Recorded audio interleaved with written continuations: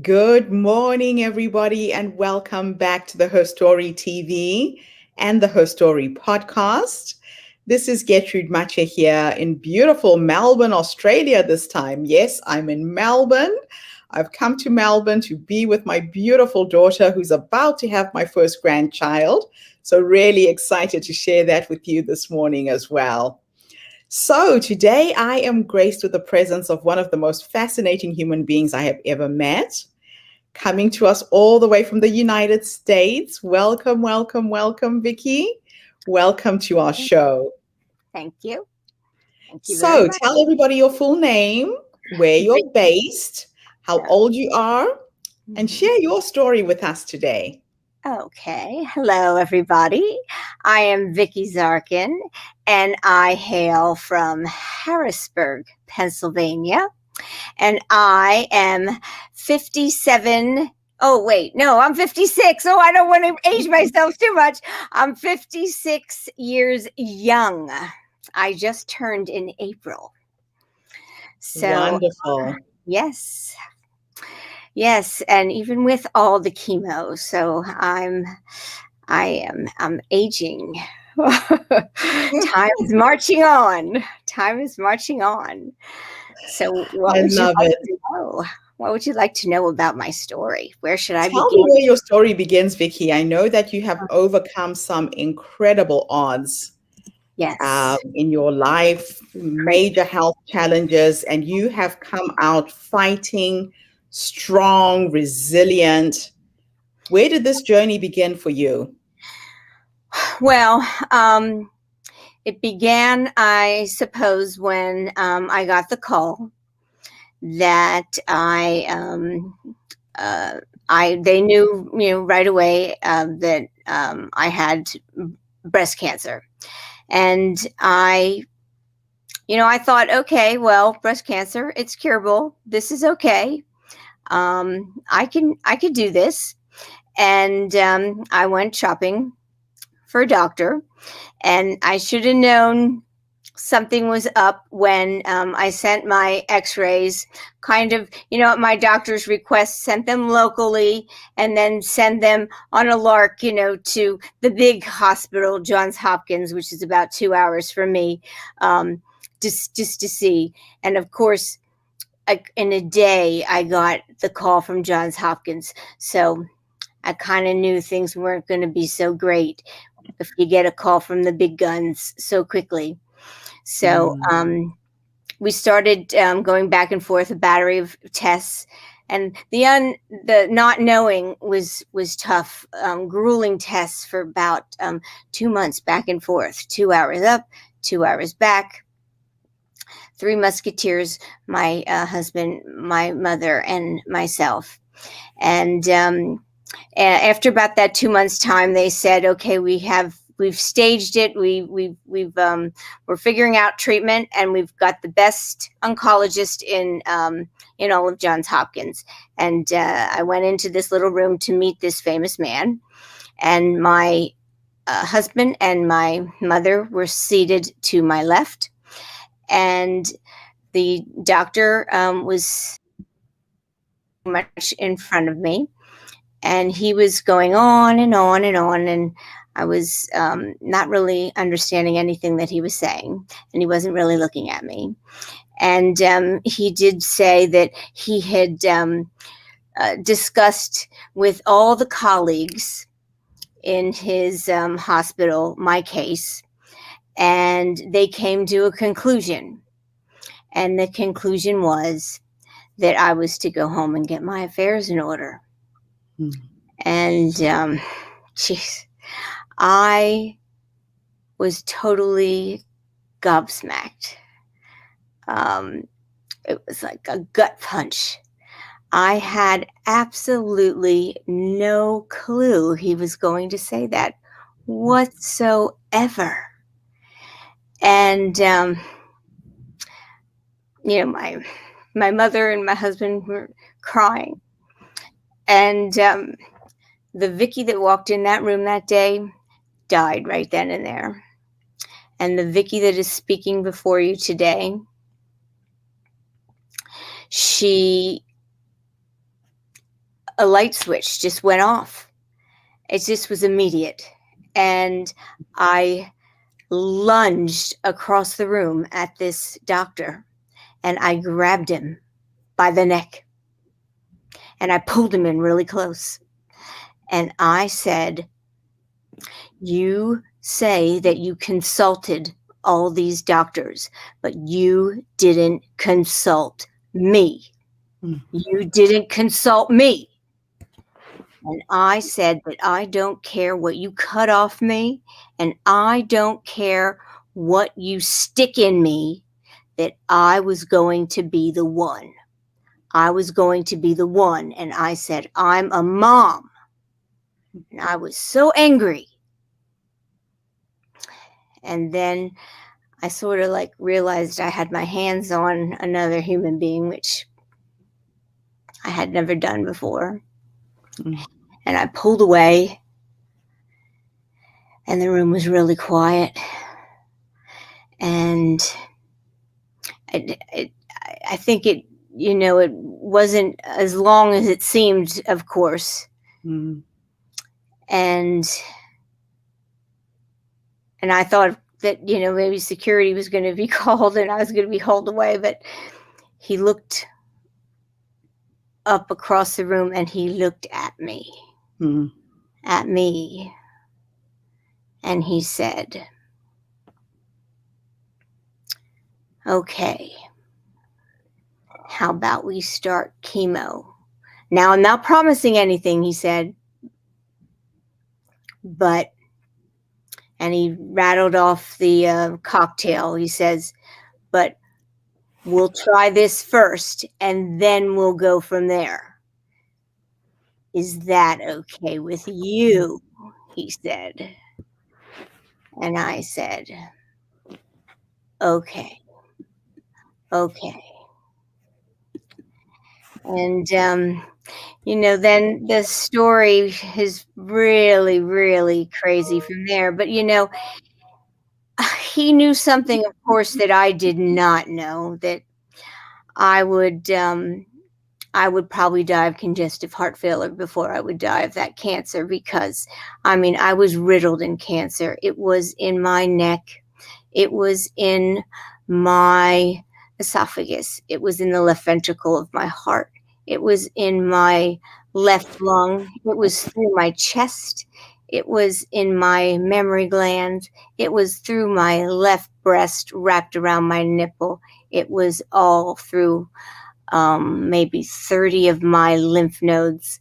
I had no understanding of what he was saying in that room, what I was facing, what the amount of tumors and the kind of cancer that I had, the highly, highly aggressive form of cancer, and the fact that this man was actually going to even take a chance on me that day was nuts. The whole thing.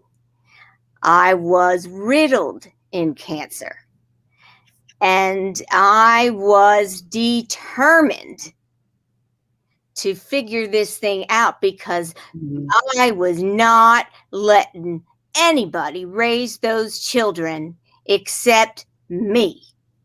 And that was that.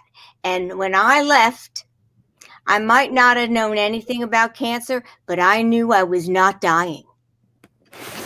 I knew I was not dying. Viki, your story is just incredible. You know what I'm hearing is the first thing that came in your mind was your children. Oh, It sounds to me like some fire was lit inside you. Oh God, those babies. How old were your children at the time? My Dell was 11, just turning 12, and my Bella was 6, just about to turn 7. Yeah. Wow. Yeah. Wow. Now, a lot of people get these diagnoses, and the people giving the diagnosis, like your doctor, are very unconscious. They see patients every day. They become so detached and so dehumanized to the information they're passing across. It sounds to me Mhm. like you shocked your doctor in a way. Your Yeah. reaction wasn't the expected reaction for sure. Oh, yeah. My gosh. Yeah. Right. Mhm. Um, yeah. And you can't blame him. I mean, giving information like that. I mean, Not you have to easy. desensitize yourself to that. Of course, and he hadn't met me, and which is probably they do for a reason. You, you Mm. um, to make it easier so that there isn't a personal relationship there to make the Yes. delivery of the I know and understand all this now. Of course, I never understood it then, and I just Then, thought yeah. it was a robotic and horrible, and but I didn't even I didn't even register anything at the time. I just registered fight, fight, fight. I just Mm. didn't really even I didn't even care about any of that. I didn't say why. I never stopped go. I never stopped for Mm. anything other than to move forward. I never went back. I just went forward Forward. and never really questioned anything like behavior or anything like that. Really, other people did, and so that has of course been spoken about, Mm. over the years. But I just plowed through. But because I was on a mission, and Yeah. that was just to to do what I Get had to do. well. Yeah, just do what I had to do, and Mm. just everything to just do what I had to do. And what I called it was I went into a tunnel vision, and I just didn't see right, and I didn't see left. I just saw what needed to be done Mm. every minute of every day, little by little by little. And I be sort of almost came like my own type of robot.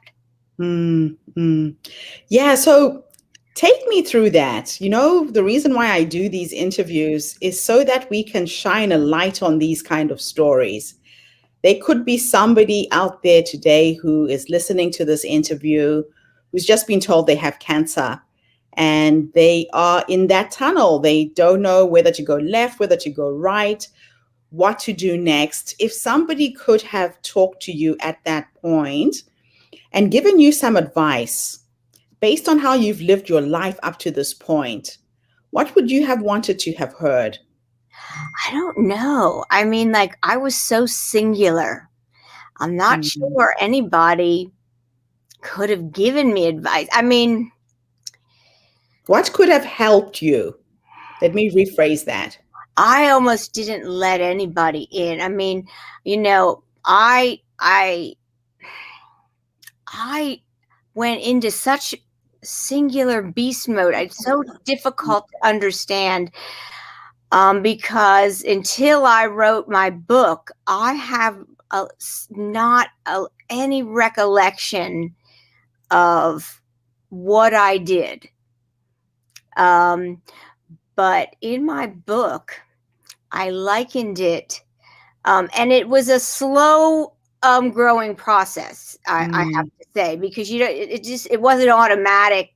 I mean, it was automatic beast mode, but until I settled myself into where I was going to go, it wasn't quite immediate. But Yeah. I liken it to a similar to like a Japanese battle of an old of what you would have seen in old historic fighting battle, and Mm. it was all taking place in my head, and I was sort of living in two places at once, Hmm. metaphysically.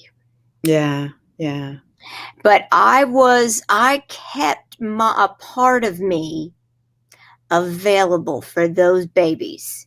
Mm. I bathed them and I read to them and I was present for that.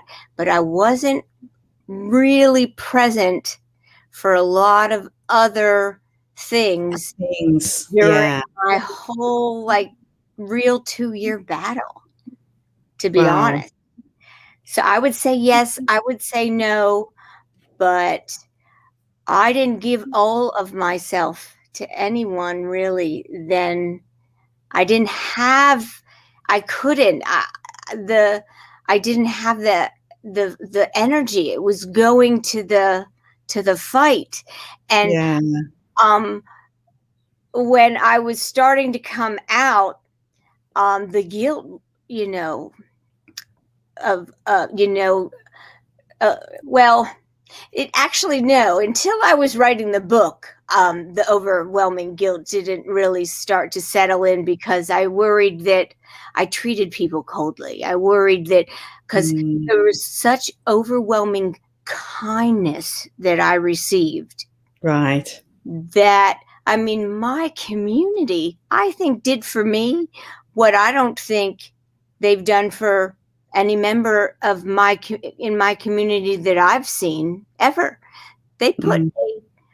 a cooler outside of my kitchen door, a red and white cooler, and they built a list on their own, and they fed me and my family for a full year.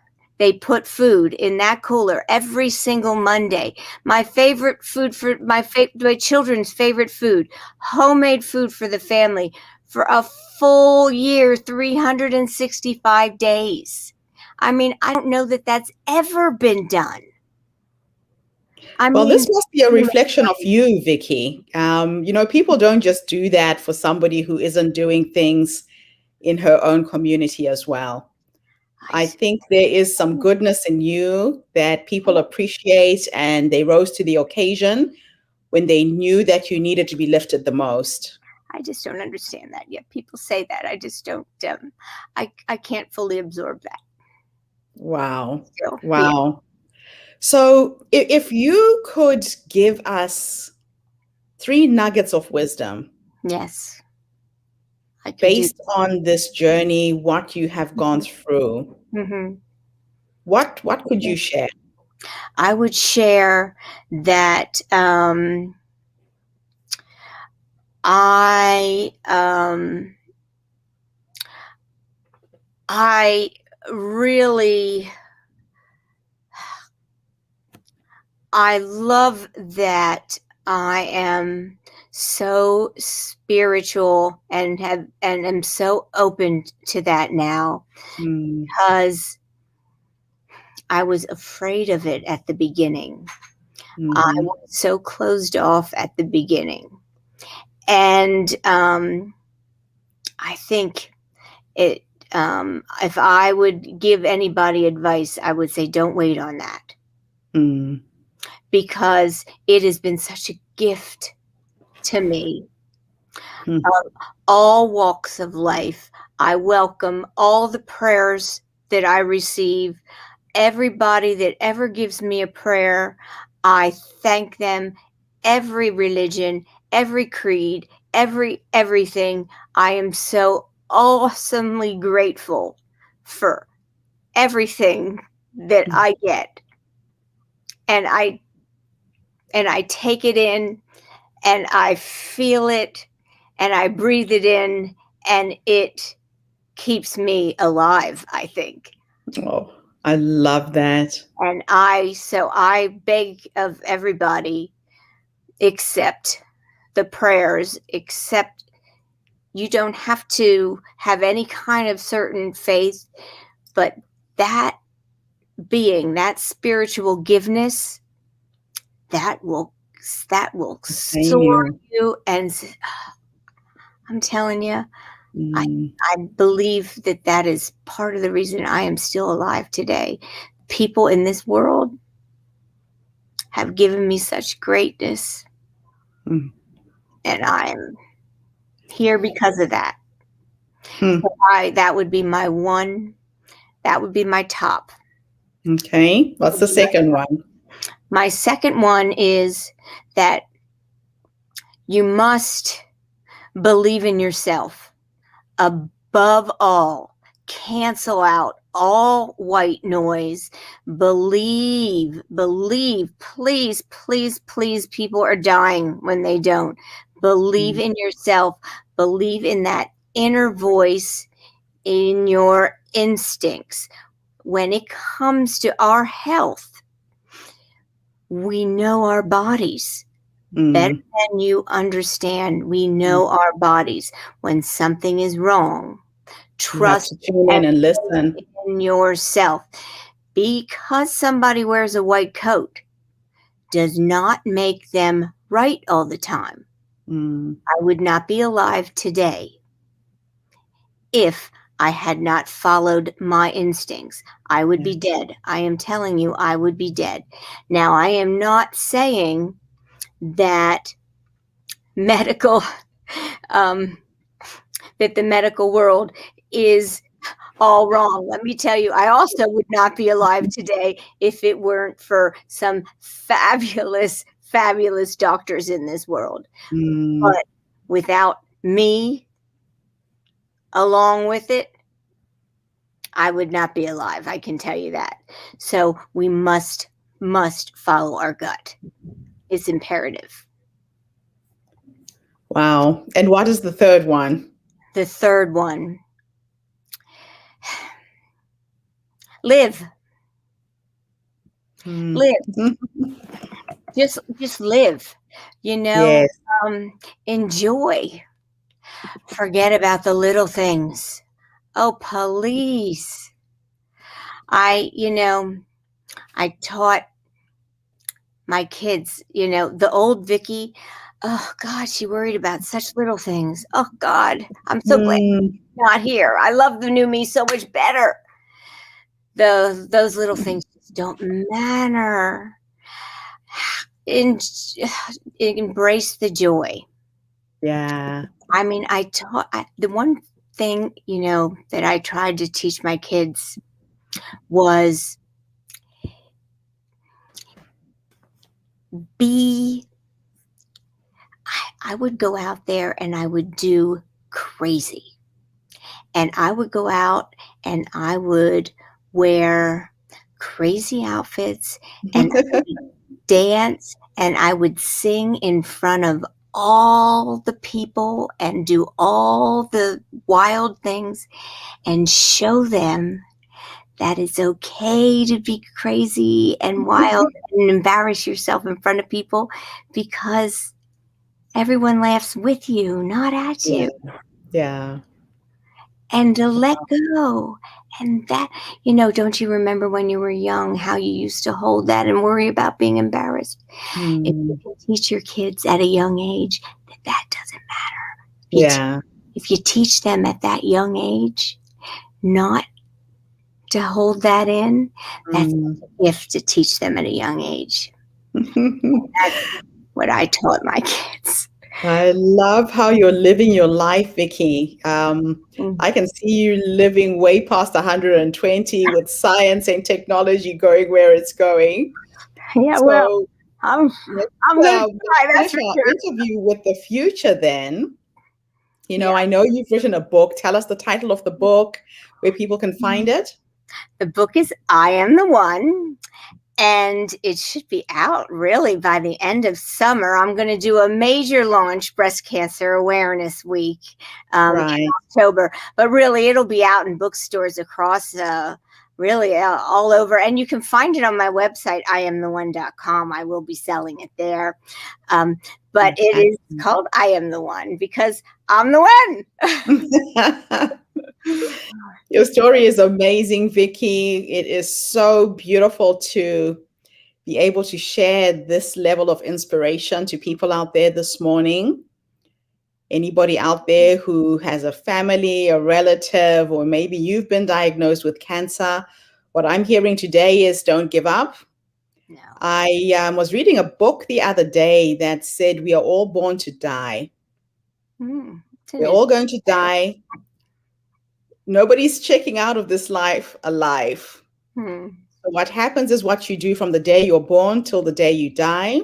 Mhm. And it could be from the day you got the diagnosis that you will start to live. And that's what I feel from what Yeah. you've done with your life, Viki. It's just absolutely incredible. Thank Mm. you for sharing. Thank you. And thank you to everybody who has tuned in. I can see that some of our followers on Facebook have been putting in their comments and just commending you, Viki, for what you've done. Raywin Oh. in New Zealand said, great advice, Viki. Learning to Oh. accept when you are a giver is a big lesson. Don't sweat the small stuff.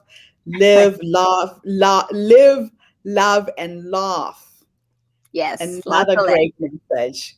Janice, I know that you are in California. You said follow your inner instincts, listen to your gut. Beautiful, beautiful, beautiful. And my beautiful sister there, Lucy in Brisbane, Australia, said, I didn't start at the beginning. How did you survive? So, Lucy, you're going to have to listen to the replay to hear Viki's story.